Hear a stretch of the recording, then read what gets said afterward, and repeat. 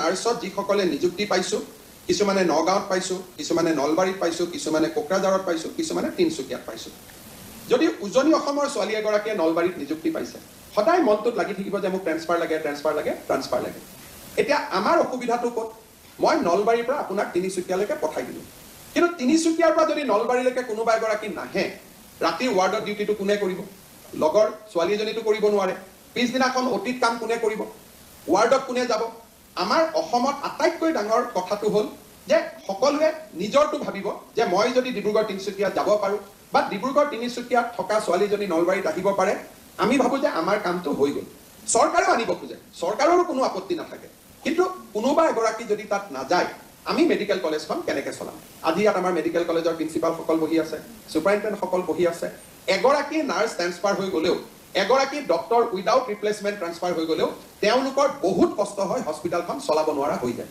সেইকাৰণে মই গোটেই ছোৱালীসকলক অনুৰোধ কৰিম যে অসম চৰকাৰে নতুন এটা ব্যৱস্থা আৰম্ভ কৰিছে, 2 অক্টোবৰৰ পৰা আৰম্ভ কৰিম। অৱশ্যে নতুন আজি চাকৰি পোৱাসকলৰ কাৰণে এইটো খোলা নাথাকিব, এবছৰ পিছত এই ব্যৱস্থাটো আমি ল'ব পাৰিম যে কোনোবাই যদি ক'ৰবাত যাব খোজে, 2জনী ছোৱালীৰ মাজত কথা পাতি লওক।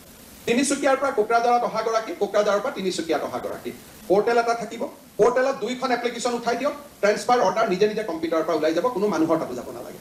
কিন্তু যদি সি একপক্ষীয় হয় যে মই যাব খোজো কিন্তু কোনো মোৰ জেগাত আহিব নোখোজে, তেতিয়ালৈকে পৰ্টেলটোৱে তেতিয়ালৈকে তাৰ এপ্লিকেশ্যনবিলাক গ্ৰহণ নকৰিব।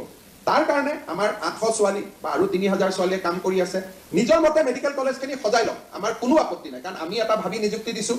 আমাৰ নিযুক্তিটো ভুলো হ'ব পাৰে, নলবাৰী ছোৱালী, নলবাৰী এড্ৰেছ চাই দিছোঁ, কিজানি ডিব্ৰুগড়ত ল'ৰা এটাৰ লগত বিয়া হ'ব, কালি পৰহি তেখেত ডিব্ৰুগড়ত যাব লাগিব। গতিকে আমি মানুহৰ এড্ৰেছবিলাকতো আজি যিটো দিছোঁ এইটোৱে নাথাকে।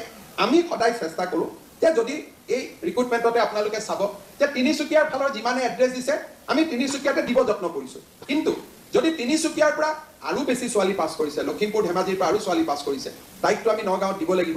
যদি নগাঁৱত বহুত ছোৱালী পাছ কৰিছে, তাইক আমি নলবাৰীত দিব লাগিব।